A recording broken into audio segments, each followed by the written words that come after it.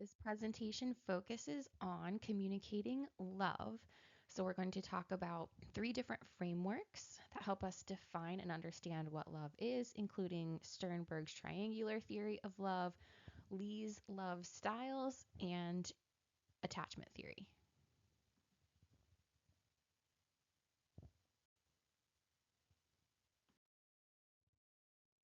I like to begin this unit by asking students a couple of questions to think about. So, first of all, is there a difference between loving someone and being in love with someone? Most of you will say yes, but I bet you'll find it hard to articulate exactly why that is in some cases. Part of the reason that you would say yes to this question is relationship dependent, right? So you love your grandmother, for example, but you aren't in love with her because that's not the nature of that specific relationship. But there's maybe something else that's hard to explain.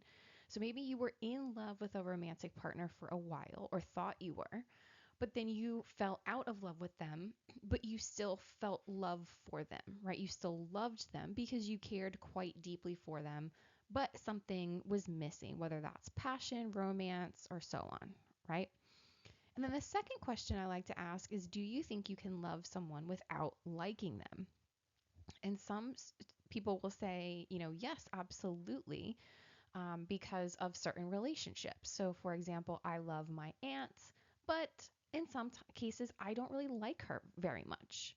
Some of you might say, maybe, but in thinking about all the people that I love, I also like them. And then others might say, no, that doesn't make any sense to me. So there's something about love that can be very difficult to define and describe and navigate. And so that's what we'll try and talk about or talk through in this lecture. So let's begin with at least attempting to define love. First of all, we know it's pretty complex. So that's a really hard thing to do, to define love. There really are multiple ways to experience love, communicate love, and to examine love from a research perspective. One thing we have agreed on in the research is that it is different from liking. So, loving and liking are related to one another, but not necessarily the same constructs. Loving is not necessarily a lot of liking, which is, I think, sometimes what we think it is, right? So, you can like someone a whole lot and still not love them. We usually like the people we love, but not always. Sometimes we love without liking someone very much. Liking, in particular, is characterized by affection and respect. Love is a deeper bond characterized by attachment, caring, and intimacy. And caring, in particular, cuts across relationship types, and it might be particularly important to love. People report liking their close friends and their romantic partners equally, but loving their partners more. And partners who plan to marry each other report loving their partners more than couples who don't have a plan to marry yet. So, this suggests that romance and commitment might also be important to distinguishing love from liking. And that's kind of where we are at the moment. That's about the best we have. There are a few different frameworks for examining and defining love. Sternberg's triangular theory of love is one perspective that helps to distinguish between liking and different types of love by identifying three main components of love. Those 3 points on this triangle are the three primary components of love. So we have intimacy, we have passion, and we have commitment. So liking is high intimacy and low levels of passion and commitment. Love is intimacy combined with either passion or commitment or both. And the most complete type of love has high levels of all three, and that's consummate love, which you see here in the center. So, what we're going to do is define each of these different central components, liking, passion, and commitment, and then we'll examine the different types of love formed by the combination of each of those three components. So we'll start with intimacy, which is often characterized as the warm component because it reflects or is based on feelings of emotional connection and closeness. When we combine intimacy with passion, we get romantic love. When we combine intimacy with commitment, we get something more along the lines of friendship love. So, intimacy in particular is moderately stable over the course of a relationship, but there is a distinction between what we call latent intimacy and manifest intimacy. So, latent intimacy is your internal feelings of love that aren't directly observable, right? So, this is just what you feel inside. Whereas manifest intimacy is more along the lines of behavioral intimacy, right? So, how you communicate those feelings of affection and closeness to someone, those feelings of love towards someone. So, things like disclosing your feelings about someone, spending time together, and showing verbal and nonverbal affection.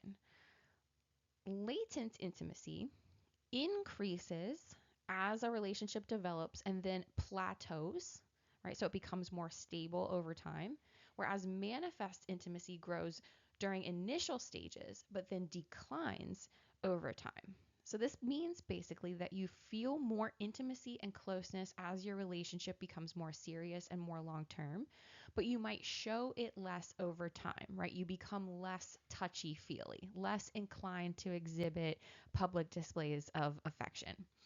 And I think this is why we talk about the honeymoon phase of a relationship ending, right? When we're first dating, we stay up all night talking, we engage in lots of PDA, we're more flirtatious, we show more affection, but those things typically wane over the course of a relationship. There is an excellent video from an Instagram account that I follow called Therapy Jeff, and I have posted that video on Husky CT for your viewing. So I would definitely recommend taking a look at that because he talks about intimacy and the importance of intimacy in a relationship.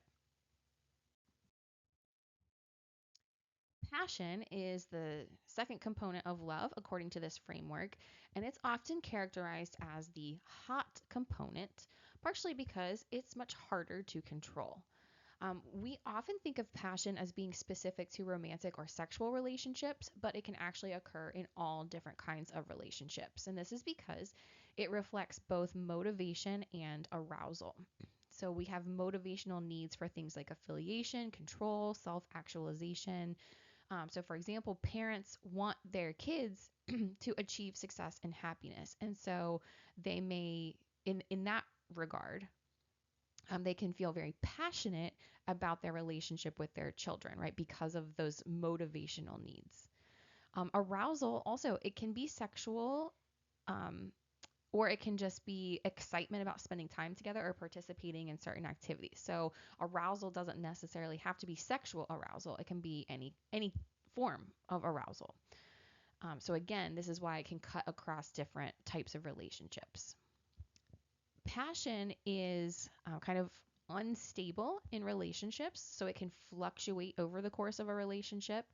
It's often high during the initial stages, but levels off as a relationship becomes maybe more predictable and less arousing, right? So long-term romantic couples likely cycle back and forth with regard to levels of passion. Just as an example, you may have to work to maintain passion because it is very difficult to do. It takes planning and investment and energy. For example, if you want to kind of like rekindle the passion in a romantic relationship, you might plan like a special weekend getaway or something like that. But you know that you can't plan those kinds of events all the time. And so they are often tied to special plans or occasions without kids and responsibilities and work and things like that. So intimacy is the warm component. It's kind of the stabilizing force in a relationship. Passion is the hot component. It fluctuates over time. It's much harder to control. And then we have commitment. So commitment is this kind of third pillar of love in this framework and is often characterized as the cool component because it's based on thinking and decision making, right? So it's the decision to love someone and to maintain that love. So this component reflects things like loyalty, responsibility, faithfulness, trust, right? Being there for someone in the long run. Commitment usually builds gradually and then stabilizes, and it is a substantial predictor of relationship satisfaction. So, this is the stabilizing force of relationships, but it's not enough to keep a relationship happy. So, for example, some people might get into relationships, they may get married, and then they may have children, and they may fall out of love, but they stay together for their kids, right? Or maybe for religious reasons or something like that. So, commitment, again, is the cool component because it's based mostly on thinking. So, if you think about it, this framework makes a lot of sense, especially when considering how hard it can really be to define love. Using this framework, you can accept the fact that there are different types of love, and those different types of love are characterized by different combinations of these three components: intimacy, passion, and commitment. So, you could have intimacy, which is just liking, or you could only have passion, which is infatuation, or you could only have commitment, which is what we call empty love. Or you might have a situation where you experience high levels of intimacy and commitment without much passion, which is companionate love. So, looking at all of these different types of love on the triangle, we're going to take a deeper look at each one.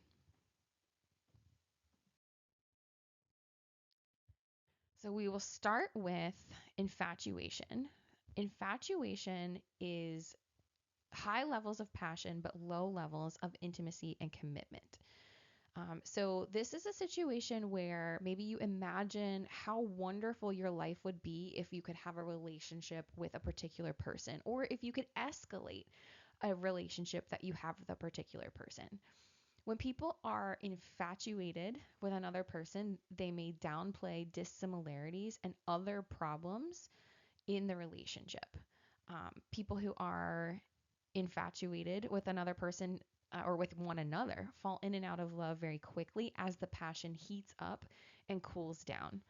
And but this might also reflect a situation where you're in a relationship that just hasn't become serious yet. So I always try to come up with examples, relatable or recognizable examples, when I'm talking about these different types of love. And you could probably argue any number of the examples I'm going to give you. But my example for infatuation is Noah and Allie from The Notebook. But mostly because of that last thing I said, that sometimes we experience infatuation before the relationship actually becomes serious. But if you think about it, I think uh, at least in the beginning part of the movie, Noah and Allie were infatuated with one another. They overlooked the difference in their families and expectations, the socioeconomic statuses, right? And those kinds of things were at least problematic to Allie's family. And so they ended up, separating, not being together for quite some time until they came back together. I don't want to give any spoilers, but I think in this regard, this is a good example of infatuation.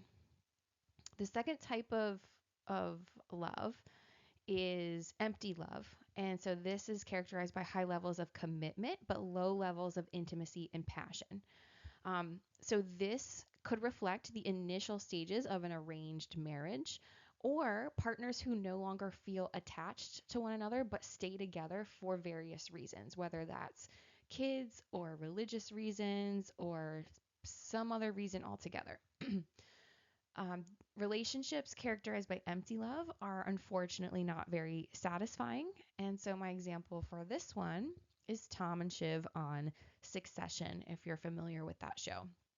So, it's clear that they don't really feel much intimacy or passion toward one another, but they remain committed throughout the program, even at the end. And again, no spoilers there. If you haven't watched Succession, though, I highly recommend doing so. And then finally, we have liking, and liking is just intimacy, so high levels of intimacy and closeness, but low levels of passion and commitment. And so liking is really mostly just friendship. Um, Examples of friends on TV, I pulled directly from the show Friends. So Joey and Phoebe are, I think, the only two main characters in the program who never um, actually experience romantic attraction toward one another, except for, of course, Ross and Monica, who are siblings. So those are the three main components of the triangle. Let's look at how you can combine each of these to get four additional types of love. Starting with romantic love, this is a combination of intimacy and passion. So high levels of both, but low levels of commitment. So you might find romantic love or experience romantic love in the early stages of a relationship where both partners are intimately connected and sexually attracted to one another, but not fully committed yet. So my example here is David and Patrick from Schitt's Creek. So I think that this is a great example of romantic love. You can kind of see that develop over the course of the series. Um, they are clearly very intimate with one another. They have high levels of passion, but early on, at the very least, the commitment component isn't quite there. Companionate love or friendship love is the second type of love we'll talk about here, and that is a combination of high levels of commitment, high levels of intimacy, but low levels of passion. So this type of love transcends relationship type. So this could be love between family members, friends, long-term partners, so on and so forth. Researchers, have considered romantic and companionate love to be universal and to have existed through time. And when experienced together, people achieve something called consummate love, which we'll talk about in just a second. So my example of companionate or friendship love is the love between, or the relationship maybe between Jim and Pam, especially early on. So there wasn't a ton of passion in their relationship at first, but they were clearly very close to one another, so reflecting intimacy, and they were committed to the friendship and then eventually became committed to the romantic relationship. And then I think passion entered into the equation later on. All right, next we have fatuous love. So, fatuous love reflects high levels of passion and commitment, but low levels of intimacy. So these are relationships where the partners are committed, but that commitment might be based more on sex rather than on intimacy. This might also reflect certain types of friends with benefits relationships, which we talked about in the previous unit. So fatuous love is often kind of like a whirlwind courtship situation, right? So there's high levels of passion. You want to jump right in and be committed, but you haven't quite developed that intimacy yet. And so this is a kind of an outdated example at this point, but I'm going to use it anyway. Um, I think Kim Kardashian and Chris Humphries, if you recall, I think that relationship reflects fatuous love because they were married for, I think, 72 days before they got divorced. And if you watch the season in which all of this goes down, you can kind of tell that um, they are certainly committed to one another and there is sexual attraction between them, but the intimacy, the liking, right, the connection is not really there.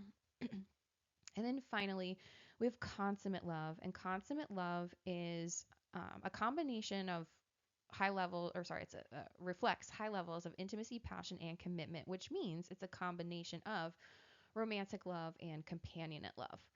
Um, this is often described more as an ideal or something to strive for rather than something that will always necessarily happen in relationships.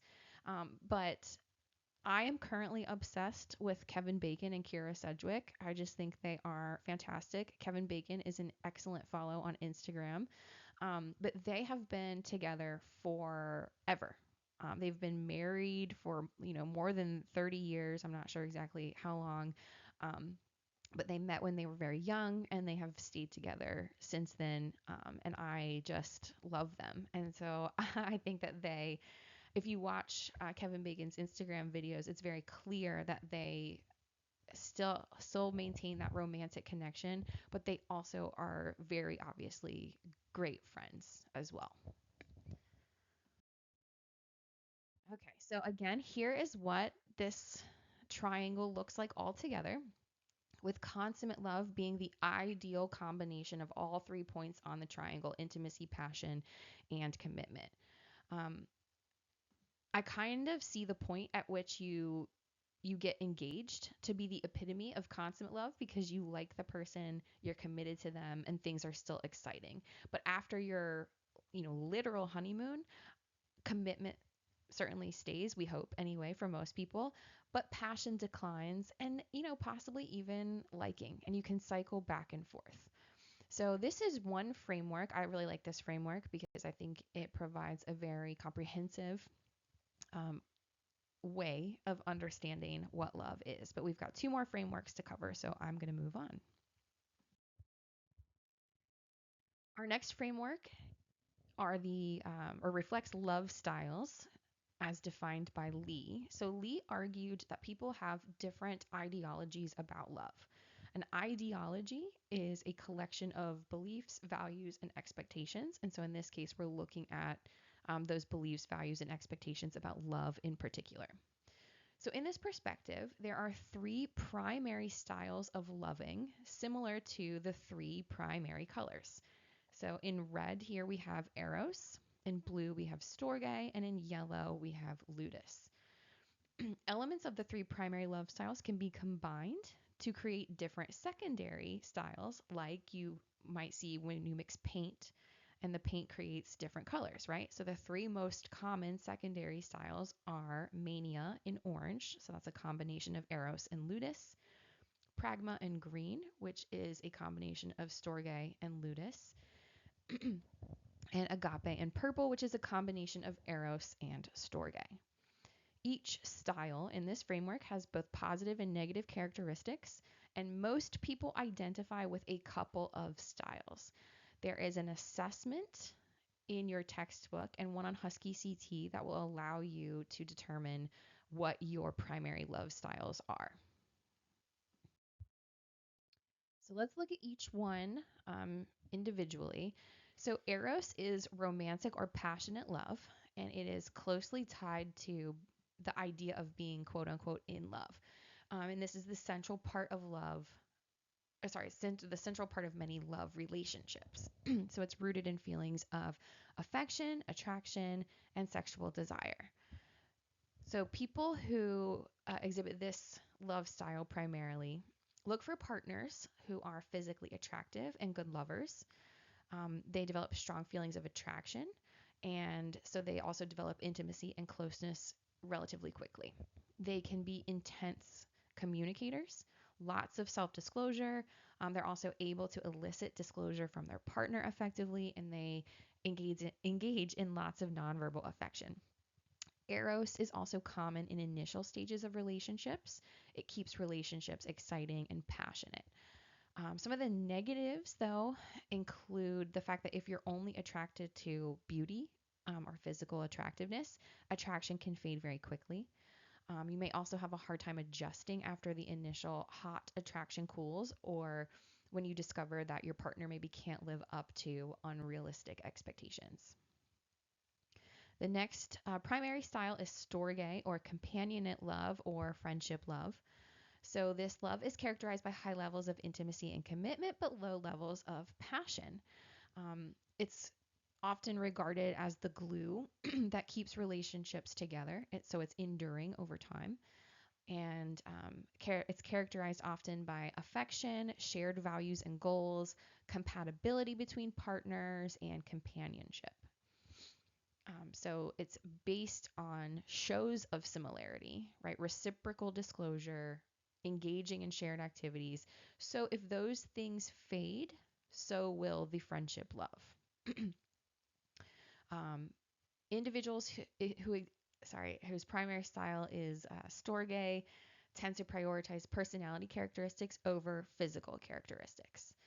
Um, One of the negatives is that the relationships maybe sometimes are not very exciting, but they are dependable and stable, right? So lots of security, low levels of uncertainty, which can make us feel very comfortable.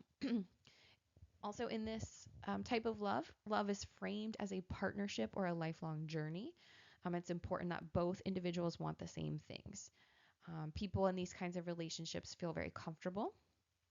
They express positive but maybe muted feelings. They show trust and relational security, and that keeps them from being too distressed, especially during times of separation. Bringing excitement and emotion into the relationship is probably their biggest challenge because these types of relationships can become predictable and possibly even boring. And then the last primary love style is ludus, and this is a kind of a game playing love style. So these lovers are fun, playful, casual. They approach relationships to some extent as games to be played.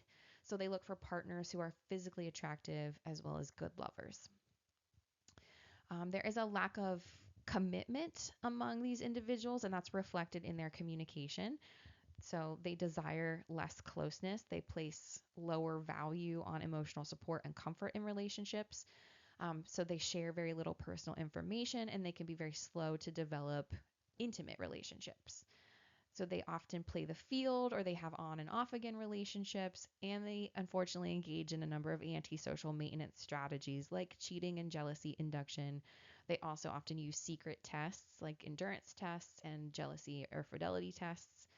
Some so this I'm making this sound like it's a bad thing, or this is like the worst primary style, but it's not necessarily, because sometimes maybe your primary love style is more ludic in nature because you're putting personal goals and other activities ahead of your relationships, and that's okay. In fact, many college students and young people, or recent graduates, adopt this style if they're not ready for a highly committed relationship. So there's nothing necessarily wrong with this particular style of love. It can just potentially maybe be confusing for partners of these individuals who have a different love style. Moving on now to Lee's secondary love styles, we'll start with mania, which is a combination of eros and ludus. So this is a combination then of passion as well as game playing. So this is often considered to be possessive love. So there's a strong need for these lovers to be in control and to know what their partner is doing. They want to spend every minute with their partner, and any sign of reduced enthusiasm or physical separation leads to them feeling emotional lows.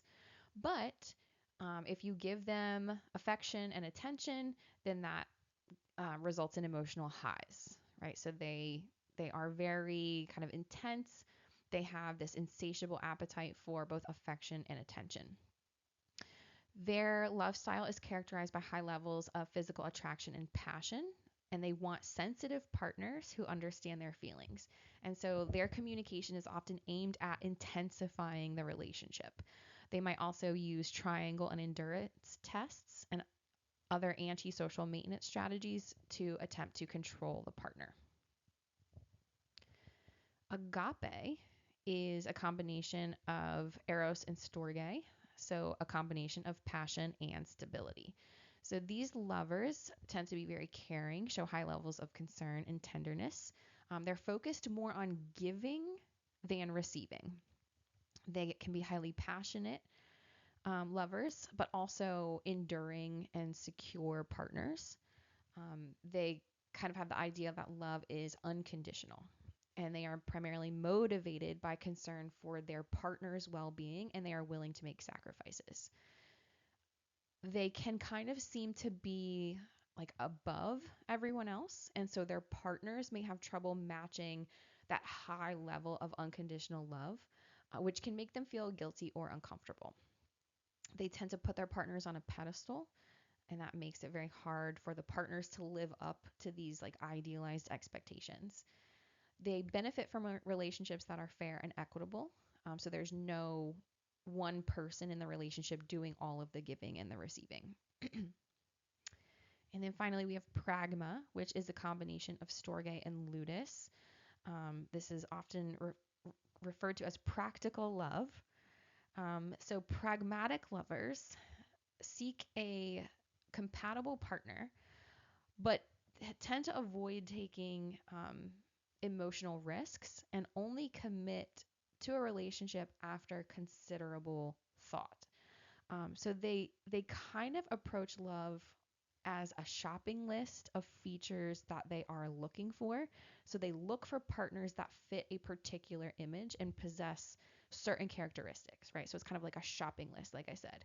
Um, or if you've seen like those old school dating websites, people would say things like seeking male 25 to 30 years old, at least 6 feet tall, loves outdoor activities, has a college degree, right? So it's just a list of characteristics. And that's kind of how pragmatic lovers approach relationships. Their communication and behaviors then are very practical.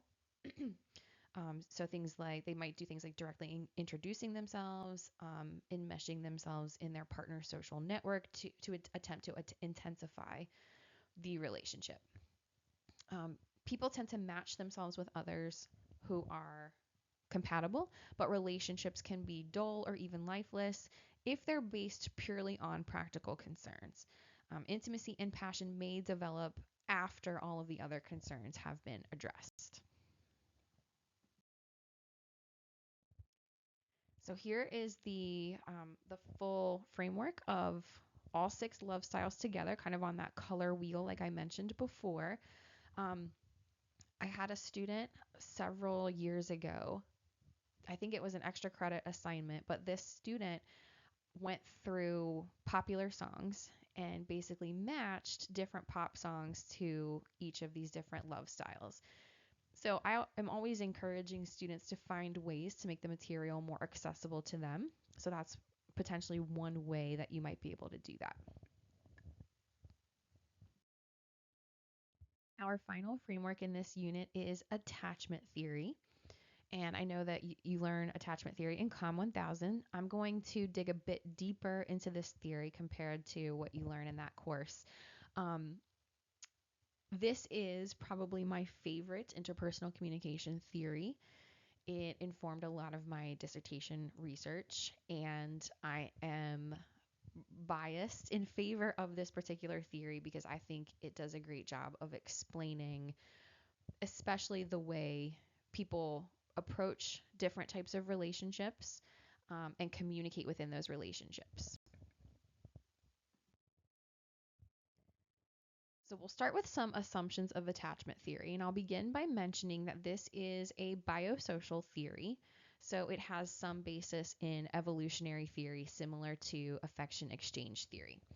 The original theorist is John Bowlby, and then Mary Ainsworth soon picked up where he left off with something called the strange situation experiments, which I will give you an overview of here shortly.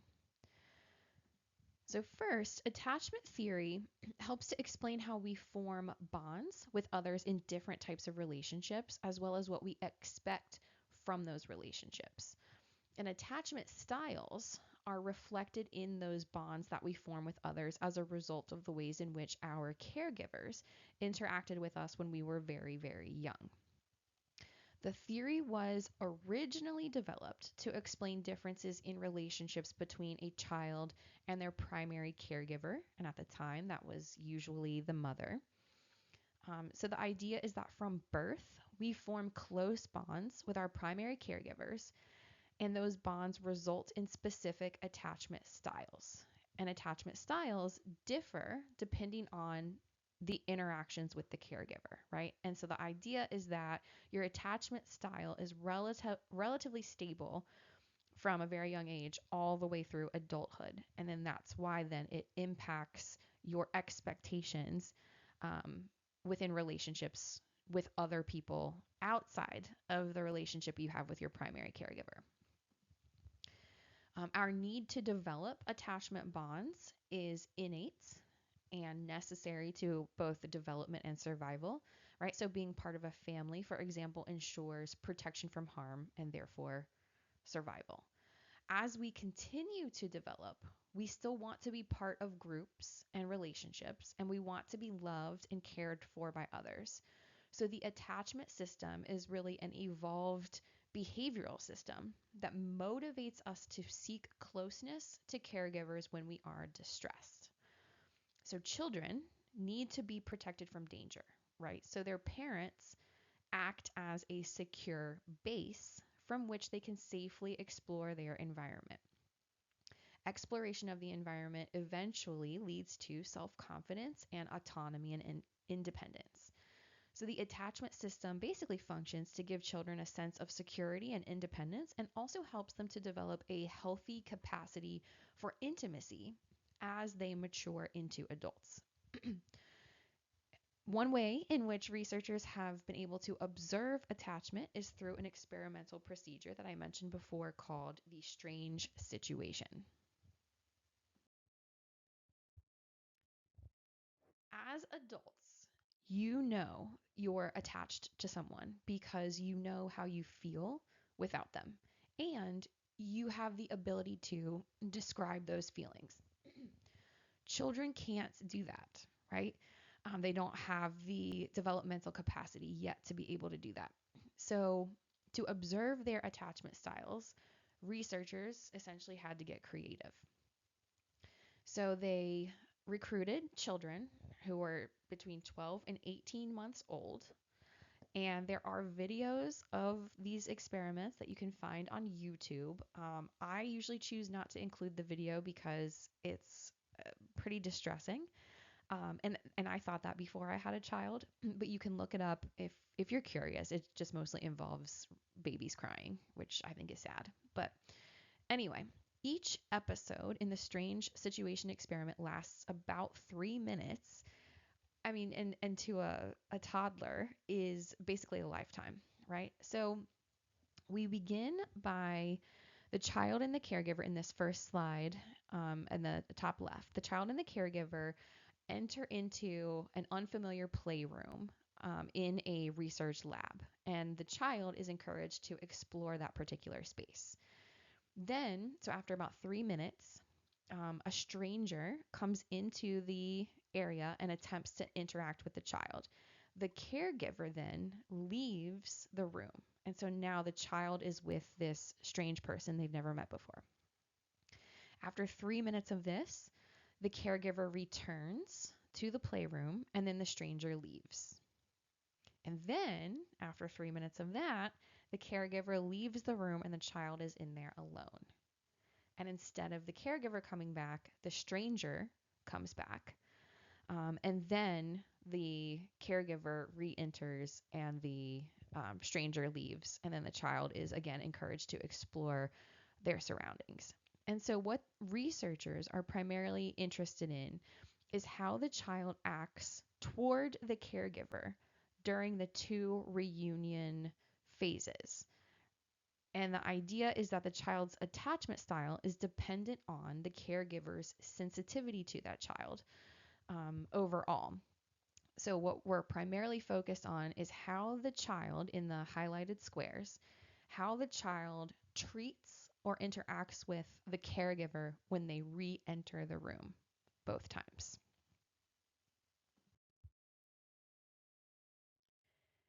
To further explain how the attachment styles form, we need to discuss something called internal working models.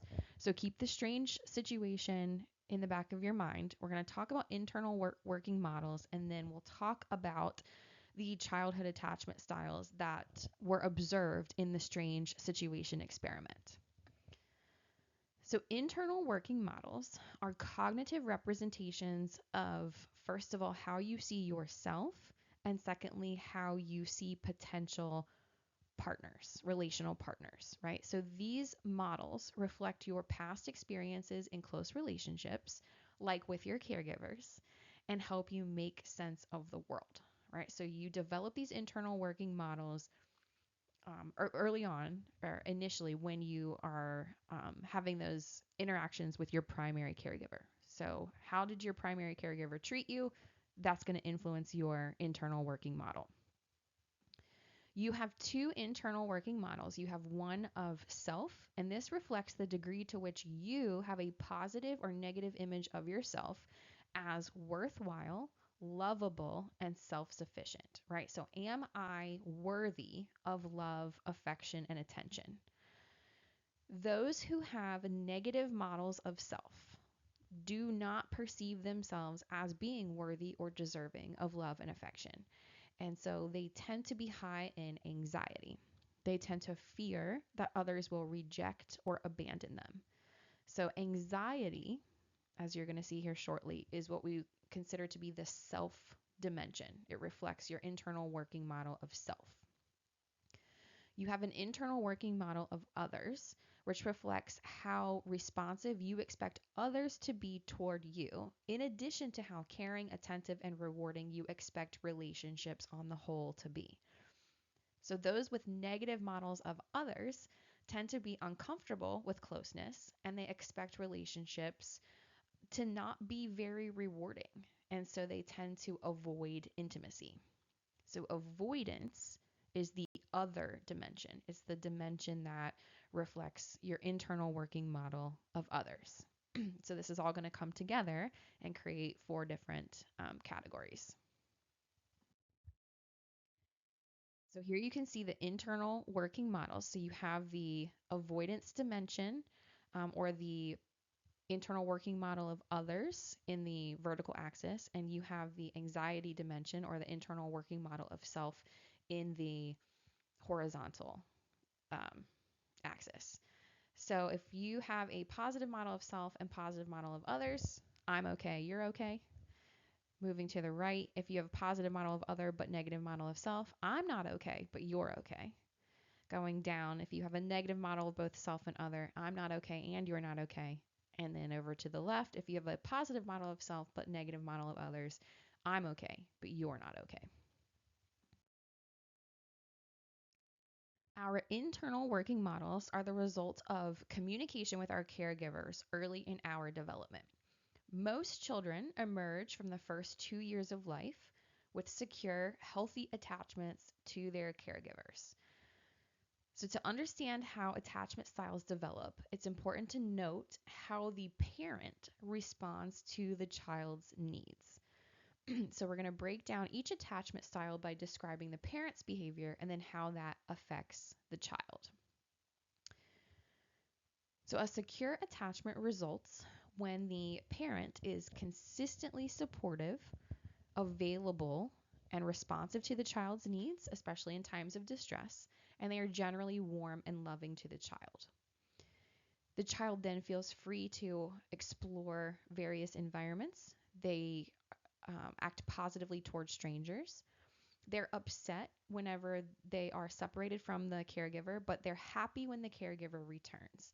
So that's what was observed among securely attached children in the strange situation experiment. When the mother left the room or the caregiver left the room, the child was upset. But then when the caregiver came back, the child was happy in response to that reunion, if you recall those two reunion points. But this is applicable to other situations beyond the experimental design, right? So a child is likely to be upset when they go to daycare, right? Or to preschool, or when they start actual school. But they're happy when the caregiver returns, right? They know the caregiver is coming back. And so they're able to kind of comfortably explore their environment and they develop trust in other adult individuals. There are two insecure attachment styles that children also exhibit, and those are avoidant and anxious ambivalent. Avoidant attachment results when the caregiver is largely unresponsive to the child's needs and signals of distress, or when the parent is overly attentive or too hard to please. The child then feels either understimulated or overstimulated, which leads to physiological arousal and can activate a flight or an avoidance response. So when the child is understimulated or neglected, they basically learn to cope with the lack of attention. So they're relatively fine without social interaction. When the child is overstimulated, they retreat or they hide or withdraw from social interaction to avoid feeling overwhelmed. So these children develop negative models of others because their caregivers can't fulfill their needs. And in the strange situation experiment and other strange situations, they tend to stay within themselves. They really don't explore the environment much, and they're not positive towards strangers. But they also don't really care that much when the parent leaves, and they don't show much emotion when the parent returns. The anxious ambivalent attachment style results when the caregiver is inconsistent in terms of responding to the child's needs. So sometimes the caregiver responds appropriately.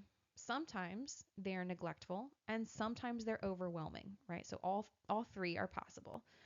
But generally they are unpredictable. And as we learned earlier, uncertainty and unpredictability can lead to feelings of anxiety. So this inconsistent behavior from the parent often happens because the parent or the caregiver is preoccupied with their own problems. And this could be because of conflict, it could be divorce, it could be substance abuse, it could be work, it could be any number of things. But instead of blaming the caregiver, the child often blames themselves. And so these children develop internal working models of self doubt and insecurity. They tend to be very tentative about exploring their environment when the caregiver is around, and they are fearful when they are left alone. So, in the strange situation experiment, they tend to throw tantrums when the caregiver leaves because they're anxious upon separation. But then they are both relieved and angry when the caregiver returns, which is where the ambivalence comes from.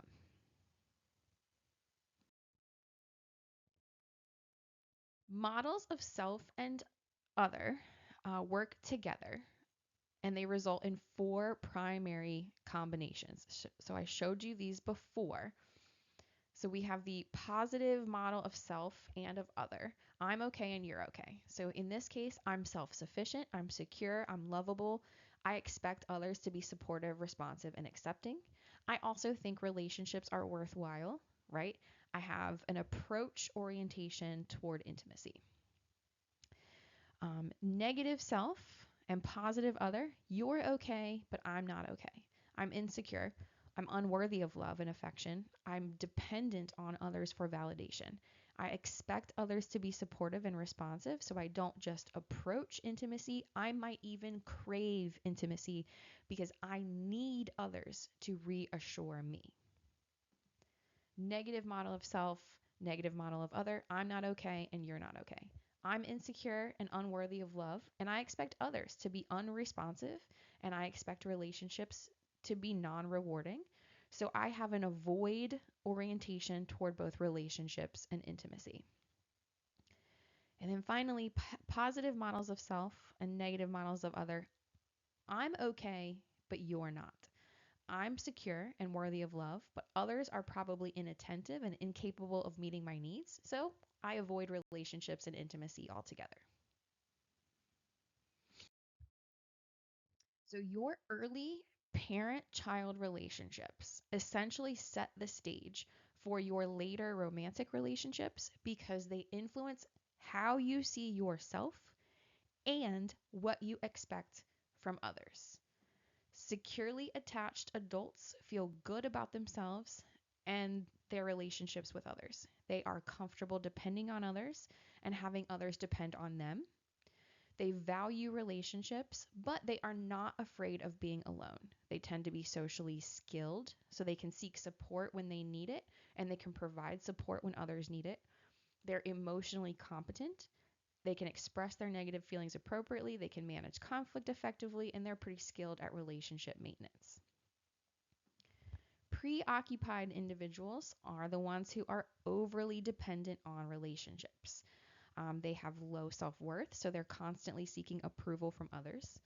And they need relationships with others to feel worthwhile. Unfortunately, they send mixed messages that reflect their high need for intimacy, but also their low self confidence. So they often appear very pleasant, expressive, attentive, But when they are anxious, they become unpleasant and their communication is very self focused. They tend to be overly sensitive and have trouble controlling their emotions. They also often, going back to a previous unit, disclose intimate information too quickly because they are so hell bent on developing intimacy, right? Which means they don't realize that disclosure should increase gradually as relationships develop, meaning their disclosures could scare people off in some situations. They can be controlling, nagging, they can be very whiny, they tend to express their negative emotions aggressively or passive aggressively. And overall, they can be kind of clingy and needy and move too fast in relationships, come on a bit too strong. But it's because they crave attention and affection because they probably didn't get it consistently from their caregivers. The fearful avoidant individuals have negative views of themselves and of others, so they tend to be afraid of rejection, likely because they have experienced painful relationships in the past, starting with the one with the primary caregivers. These individuals want to depend on someone, but they have a really hard time doing so, and they have a hard time opening up. So they avoid social situations, they avoid relationships because they fear rejection from others. In relationships, they tend to be hesitant to communicate about their feelings and to escalate the relationship any further. So by refusing to open up to others, they kind of undermine their chances for building the very type of relationship they desire. Socially, they tend to come off as less skilled because they lack assertiveness or they may appear like they lack composure. And they have difficulty expressing and responding to emotions. And in terms of conflict, they tend to withdraw or to accommodate or yield to the other person. This is the My Chemical Romance side of the diagram here. So if you don't know who My Chemical Romance is or you don't get this joke, you should look it up. All right, finally, we have the dismissive avoidant individuals, and they are self sufficient. So they have that positive model of self, but they tend to shun close relationships and involvement with others. It's almost like they are so independent that they're counter dependent. And this is likely a defense mechanism that allows them to feel good about themselves without opening themselves up to criticism. So they don't necessarily desire or fear close relationships. They just kind of lack the motivation to build and maintain them. They value autonomy as well as less personal aspects of their lives, like their careers and their hobbies. They tend to be composed, self confident, especially compared to fearfuls, and they don't engage in much self disclosure. They don't show much affection, and they don't engage in many relationship maintenance behaviors. So they're often perceived as uncaring and unsupportive. They also tend to be dominant. They interrupt, they don't accommodate, and they tend to withdraw from conflict. When they experience emotional distress, they kind of deny those feelings. They say things like, I can handle my own problems. And so they distance themselves emotionally. So after hearing all this, we've got 3 childhood attachment styles and 4 adult attachment styles. So think about how these attributes might impact things like relationship satisfaction, communication in the relationship, success of the relationship, and so on. Um, it's also, I like to say this, I should have probably said it earlier. Don't diagnose your friends and family members' attachment styles. I'm sure as you were reading and you're listening to this lecture, you were able to come up with people who exhibit certain characteristics, and that's fantastic. But I strongly advise against telling your friends or your family members what you think their attachment style is, um, or else, you may not have those friends for much longer. Instead, redirect them to the attachment style quiz that I posted on Husky CT and, let them explore those results on their own. I came across this a while back on my social media. And it's a perfect example of how your attachment style can lead you to, or can lead to developing expectations about others. So at my 20-year reunion, it was shocking to discover many people seemed like they actually wanted to get to know me better in high school. Back then, I felt like a total social pariah. It turns out a lot of people would have likely been my friends if I had given them a chance and been more open to it. Back in high school, I was defensive because I didn't want to get rejected. But in retrospect, I fear I might have missed out on having more friends. So I am thinking this is most likely a dismissive avoidant attachment style. It could be fearful avoidant, but dismissives tend to be defensive. So it's possible, and again, I know I just said not to diagnose people, but it's possible that this person um, maybe had interactions with their caregiver that were more neglectful or avoidant, and so they developed that dismissive avoidant attachment style, and they were less open to intimacy and more avoidance of getting close to people because they were afraid of being rejected or unliked. But I'll let you kind of grapple with that on your own. This is just a table that is kind of a quick reference material for you if you want to look at the different types of behaviors and how they are impacted by attachment styles. The two we didn't really talk about are the ones related to emotional expression and nonverbal intimacy. But this is, again, just a quick reference kind of summarizing everything we've talked about so far.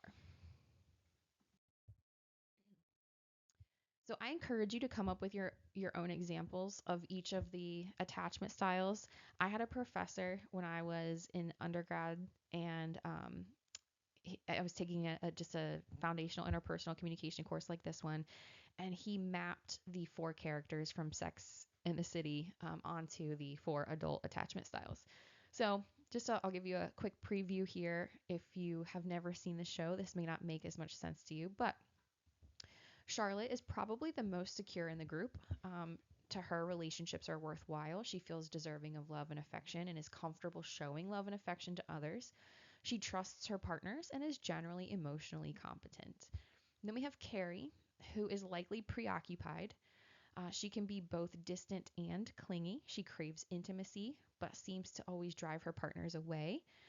She's overly dependent on relationships, hence the serial monogamy she exhibits in the show.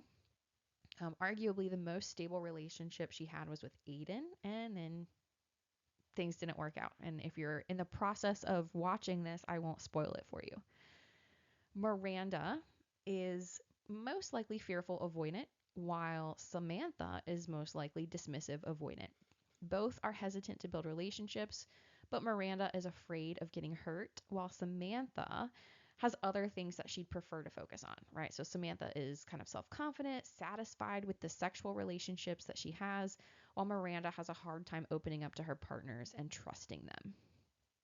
So again, I encourage you to try to come up with examples on your own, but these are the ones that were most salient to me when I was first learning about attachment styles. All right, finally, um, there is a kind of a central question in the interpersonal communication literature about whether attachment styles can change over time.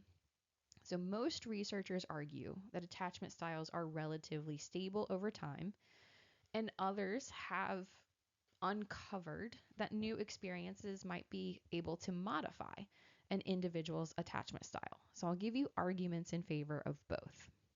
In terms of stability, we assume our attachment styles are unlikely to change much because of our early interactions with our caregivers. Those interactions are pivotal. They act as kind of a mental blueprint for future interactions and relationships, and that's really hard to change. For change to occur, you need time and effort, and you may need cooperation from another person as well as patience.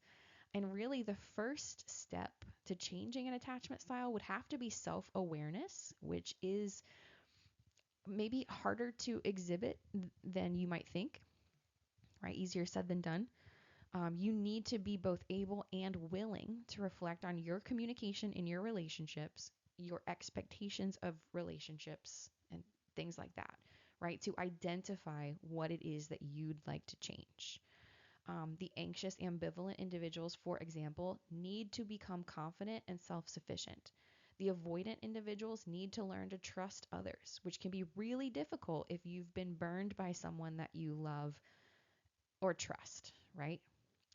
Furthermore, we tend to communicate in ways that reinforce our attachment style, which is called the reinforcement effect, right? So, secure individuals are self confident, readily approach others, they make friends and develop relationships. So, of course, they feel positively about themselves and others.